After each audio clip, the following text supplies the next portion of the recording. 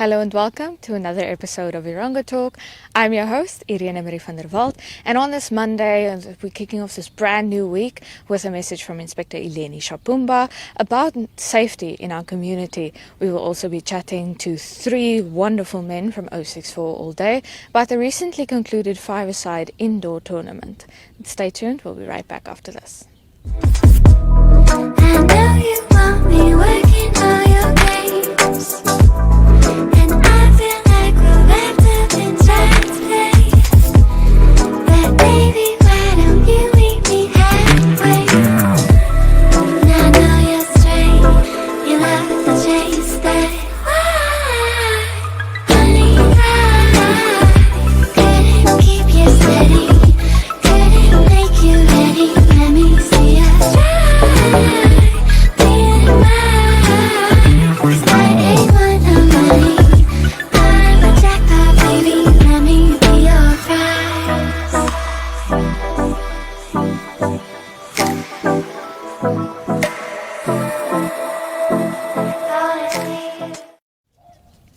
And in our news for today, the FNB Kudus Rugby Club suffered a triple defeat against Sparta and the University of Namibia Rugby Club in Walvis Bay this Saturday. Sparta clinched a 33-8 victory over Kudus 3 in their first game of the day. The game was marred with 4 yellow cards and 1 red card. Left wing for the Kudus, Eastern France, crashed over and the scrum half, Llewellyn Koopman, managed to score a penalty for his team. This was the first game for the Kudus 3 players and it will be their last for some time since contact sports has again been prohibited due to the COVID-19 pandemic. In women's rugby, the Kudu Bokkies clinched a 10-5 victory over the UNAM Steenbokkies. The UNAM ladies opened with a try by their centre before the Kudus ladies retaliated with a try by their lock. Just before the end of the game, their scrum half managed to break through UNAM's defence line and scored another try. This sealed the deal for the ladies.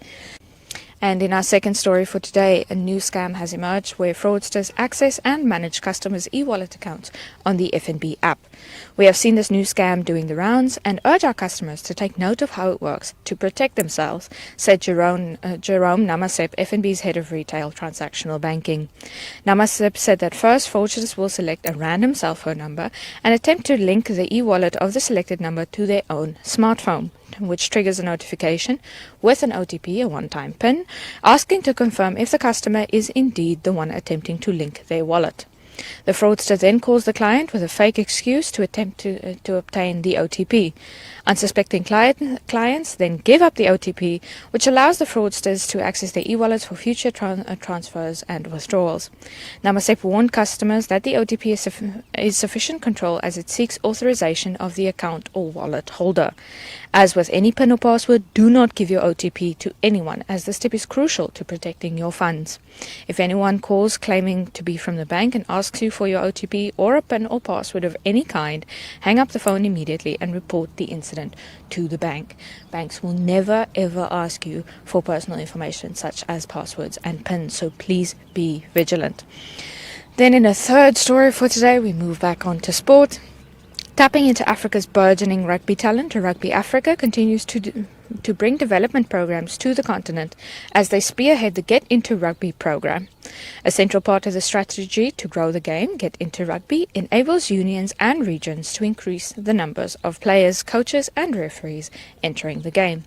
It also promotes the values of the game and allows boys and girls to enjoy playing in a safe environment. With the fastest growing yet youngest population, Africa is ripe for this mass participation program.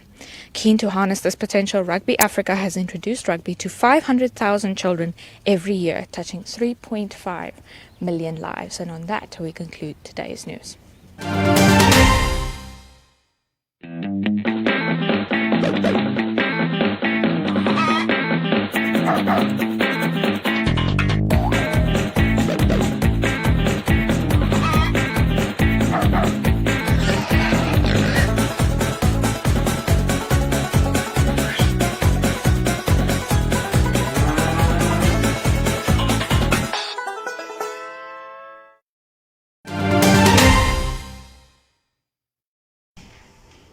Okay, with me here is Inspector Ileni Shapumba, who's a regular here on Erongo Talk. Now, Inspector, the police had quite a very successful weekend. in terms of drug busts. Can you just please tell us about that? Yes, good morning. Thank you very much for having me. Thank you so much for the question. Over the weekend, our members of Drug Law Enforcement Subdivision were very busy in the region, in the inland towns, Omaruru, Karibib, Okombahe, trying to harvest the drug dealers, actually, if I can put it like that. Yes. So a total number of 14 persons are to appear in court today after they were arrested in those three areas, Okombahe, Omaruru, and the Karibib, for dealing or possession of drugs, illicit, drugs. Yes. That's a success. We should applaud our members for that very, very effective operations which they conducted, as well as members of the public for sharing information, because without the members of the public sharing information, we are unable to succeed in apprehending the suspects. We need the public to continue sharing that information. If you know of anybody, please share that information with us with confidence. We'll be able to take appropriate action and make sure that we protect our communities against the use of drugs in our society. Oh, that's very true, sir. Now, speaking about sharing information, I don't want to say it's a trend, but it's happening more on one or more occasions now that people are sharing unverified information when it comes to kidnappings and human trafficking, alleged human trafficking incidents. What's your take on that, Inspector? Yes, I think there is a difference between sharing information and circulating unverified information. Very true. That's a very serious issue that we have. Of course, we have received a significant numbers of people coming to us reporting about their kids disappearing from homes, and they suspect that the kids are being kidnapped or whatever. Kidnapping is a very serious case, which means the unlawful intentional, depriving the person of his or her freedom of movement. Yes. That is to say that if, for example, you go in the toilet or you go in a certain room and I come and lock it and leave, that's already kidnapping. Because you could have gone somewhere else. There was a specific case in Pisamu that we attended of GBV, gender-based violence, where a man was locked inside the room, and the girlfriend, because she was not happy, and she went to the sea. That, that in itself is kidnapping. But then we asked the man, do you want to open a case? He said he doesn't want. And then we speak to the lady and say, please, we provided education. Yes, yes. And we went here of that. That is kidnapping. Yes. Now, kidnapping raises, panic in public. Definitely. Last week, we had a story of a child that left the house after he was given money to go to the barber shop. Instead of using the money for the purpose for what it was intended for, the young or the child used the money to pay taxi to Sokopu, and then he proceeded to window, giving wrongful information, incorrect information to even the person who transported him. And then he continued even to lie to his father. So much so that after so many things that happened, the report was brought to us, the kid was kidnapped, and then he was supposed to be delivered to South Africa as a parcel the next day. Yes. You should now imagine all that. That story went so viral, so much so that it created panic, not only the people of Erongo Region, but I think the countrywide, because we have received many calls from all over the country. It was disturbing. Yes. But the concern is that we are sharing or we are circulating or furthering the circulation of information without first verifying. We have people that are calling us even in the middle of the night to report to us about, people are fighting, people are making noise and all that. Instead of calling the police station, they are calling us, our numbers. Yes. As public relations officers. But we do not see people calling us first to verify the piece of information that you get about the police, about crime, before you further the circulation of that information.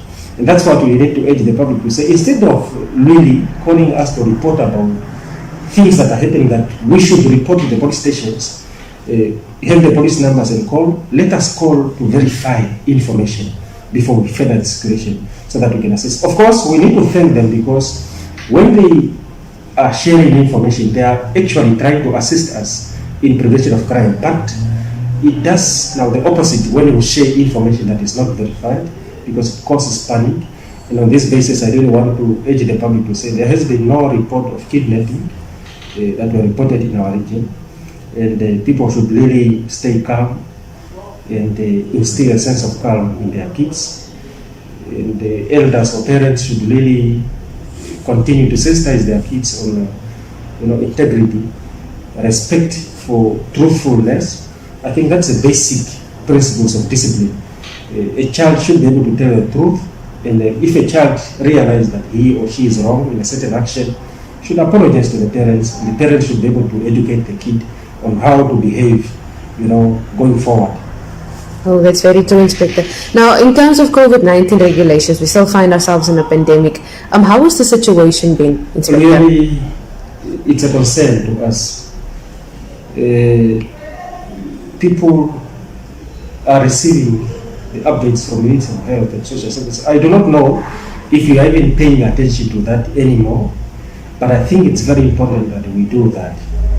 We are still seeing a significant number of people gathered at one, place. People are still not wearing masks, as it's required for you to do that. Maybe they have now become an expert on how to dodge or handle corona. They have actually said that, or accepted that yes, it's a situation that we are in and we should live and accept corona is with us. But it's a very serious issue. I think we are receiving statistics of people that are dying every day, and that should really send a sort of consciousness in us that we should be concerned as citizens, as people that they are responsible. Yes. If you think you cannot succumb to the disease, you might infect another person who might lose his or her life as a result of your own negligent action. Yes. So we are still finding many places, especially in the drinking places, places of entertainments. People are gathering there up to the extent of going until or beyond the prescribed time, that is 2200 hours. Yes. We still find people that are arguing with us, even when we tell them after 10 o'clock, they say, no, I thought it was before 10. Why are you so irresponsible to check the time if you continue to be outside? I think that should be something that should remind us to say, before 10 o'clock, we should be aware what time it is. We even have a siren, Inspector, that says it's 10 o'clock. It's actually a sense of irresponsibility, especially in Walvis Bay where we have a siren. So we are saying, let us respect the law, and above all, we need to protect ourselves. We should protect other people, and stop arguing with police officers, law enforcement officials, and our security clusters when they come to you to remind you to do the right thing. It's not our duty to come and remind you to do the right thing. Yes. We should actually come and arrest you. And we have a number of people that are being charged for contravening the curfew regulations, not only at the drinking places, but all over. We do not celebrate when people are being arrested. Yes. We feel it's better when we have people that are really acting responsibly and within the ambit of the law. Thank you, Inspector.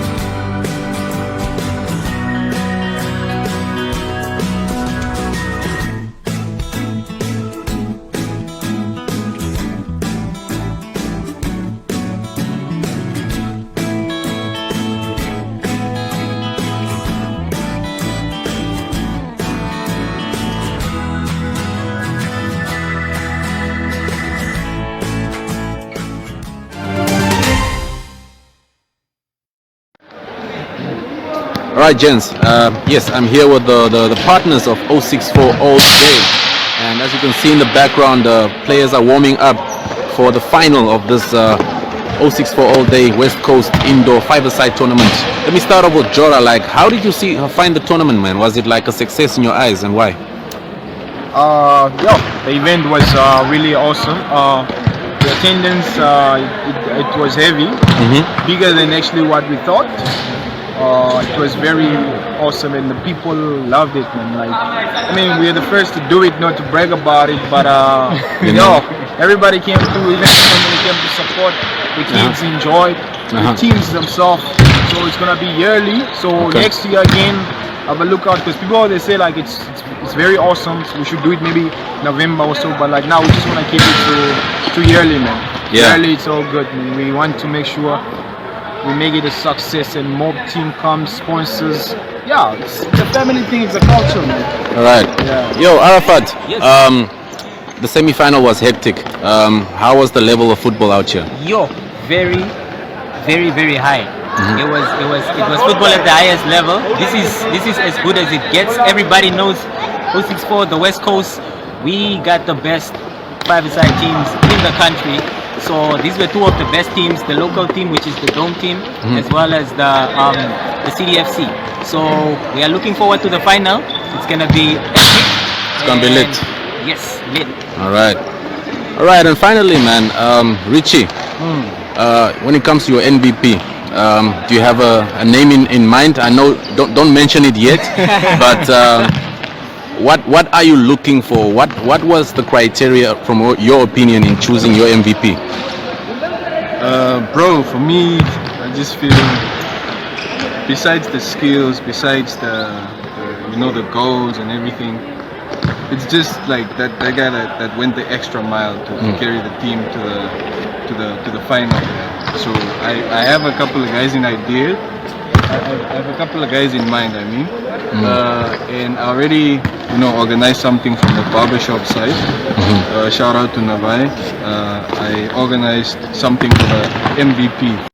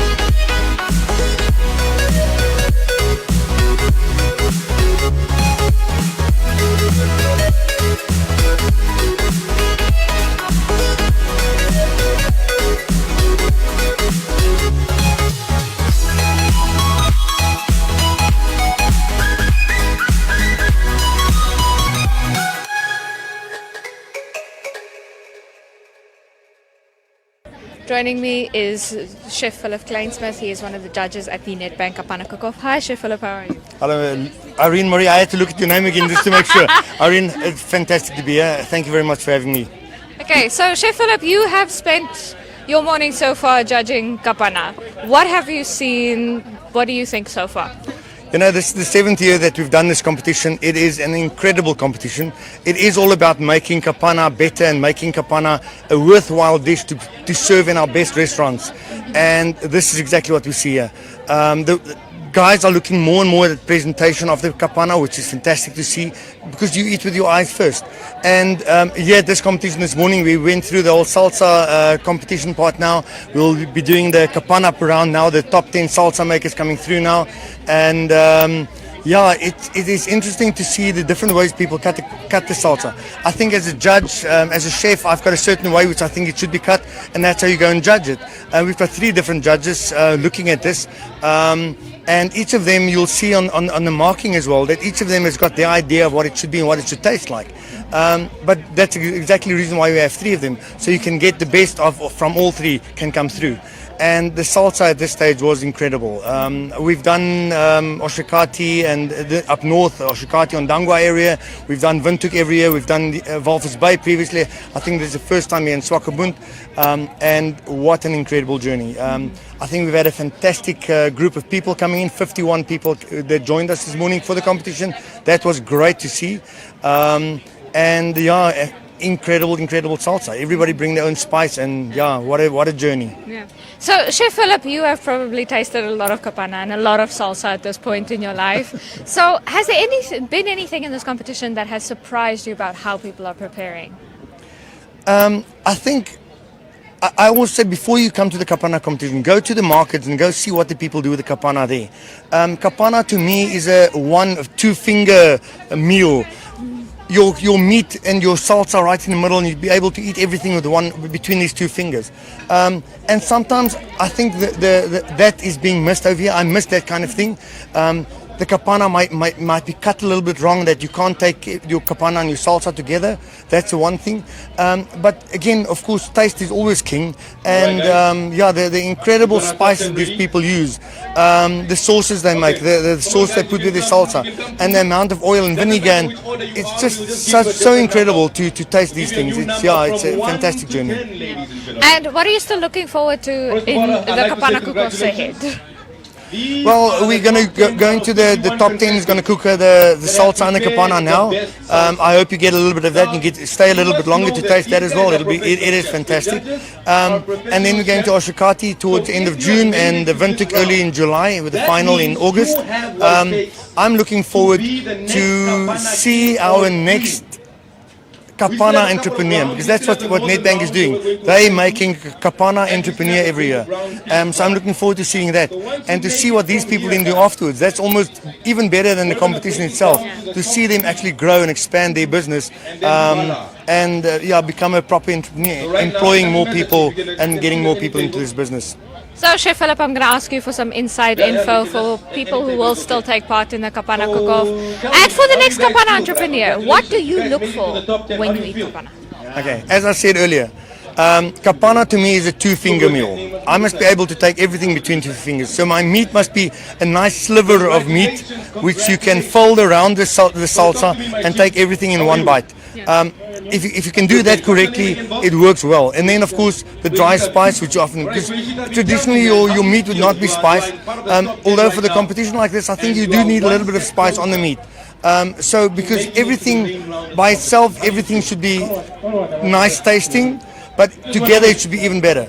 So it is about the cut of the meat. It is about how finely your onion and your salsa, your onion and tomato is, because you need everything to fit in between those 2 fingers.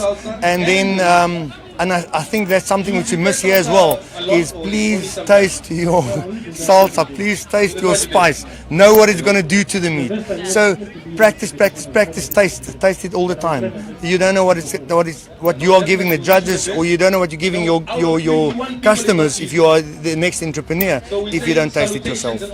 Wonderful. Thank you so much for your time, Chef Philip. That was some inside info from the Nedbank Kapana Cook Off. Add us on Facebook and search for us on YouTube. Follow us on Instagram, Twitter. Contact us via WhatsApp. Our daily show starts with the Afrikaans program Soggens met Charles perfect for the Afrikaans lovers. Then it's time for the women's magazine program, The Mid-Morning Breeze with Olivia. And for the youngsters and game fanatics, join Cody on the 3 to 6 drive. West Coast FM, your host at the coast. The 31st of May annually is World No Tobacco Day, and it's on this day that the Cancer Association of Namibia take hands with partners globally, and we ask our communities to please cut out smoking, refrain from smoking, or to quit smoking. It's not only beneficial for your own health but also for those around you. Please refrain from smoking inside closed buildings, your homes, your vehicles, especially around children. They're our future. What you do today is going to impact their lives tomorrow. Many diseases associated with tobacco use, not only cancer, but others like heart disease and diabetes as well. So this World No Tobacco Day on Monday, the 31st of May, let's all take a bold stance against tobacco use and smoking around our loved ones. Sparing a thought for those who are afflicted by diseases and fighting the brave fight, and let's make a difference and let's save lives.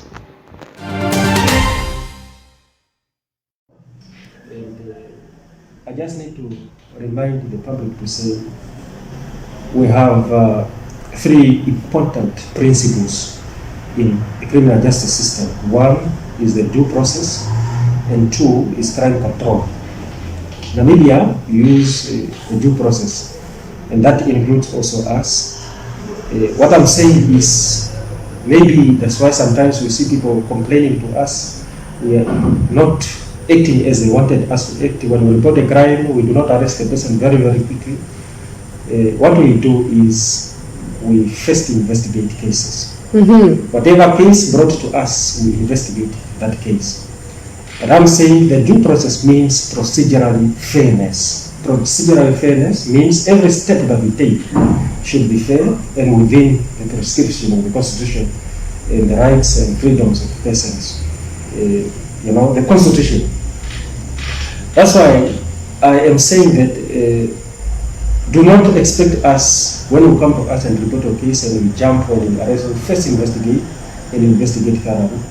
And on that basis, I think people should have confidence in us. But we are saying do not also just come to us, report information to us that you think we just jump and start acting on your instructions. We simply investigate to clear the issue and to establish facts in the issue that was reported. And on that basis, I need to urge those that are coming to us, giving us information which they know that are not true, to just remember that we do investigate. And if you are willing to open a case, that you know that there is no grounds for you to open a case, remember that you are taking an oath and you may be charged for perjury after our thorough investigations. Secondly, I want to warn the public, there are many things that are happening. People are buying stolen properties.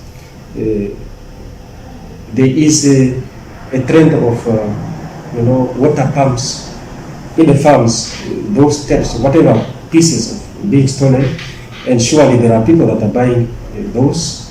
And there is also when we check on the bridge rail, on the bridge to Swakopmund, the bridge rails are being stolen from there. Surely there is a market for those stolen items. But we are saying that if you are buying stolen properties and you are found in possession of stolen properties, those are criminal cases which you can be charged for. And I believe, or we suspect mostly some of the second-hand good dealers that are buying these stolen properties and are supporting the market to continue. We should be responsible. Imagine a person stealing the rail, the bridge rails, and then that person is also using that road, and you as a person is buying that particular or those properties without any regret. I do not know where we are going, but we should be responsible and care for our country as people that are living in this country. And now it's time for your weather and tides in Walvis Bay and all the other major towns in the Erongo region.